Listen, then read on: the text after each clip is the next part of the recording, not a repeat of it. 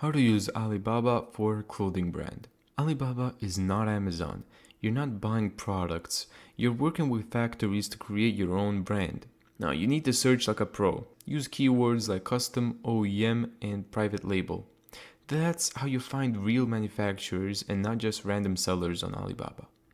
So here I am on Alibaba.com. I'm gonna search up this. And here, as you can see, we get hoodies that you can put your logo in it. See if these are good enough for you, and then send inquiry. Here you literally talk to the supplier about what you want and any questions that you have for them. Here you can add an attachment. You can attach your logo that you want them to put on your hoodies and shirts and stuff.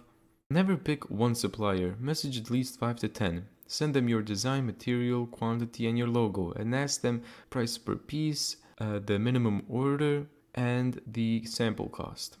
Common mistakes that people do is trusting product photos, skipping samples, choosing cheapest supplier, and ordering too much. Alibaba works, but only if you treat it like a business and not shopping. Thank you so much for watching this video.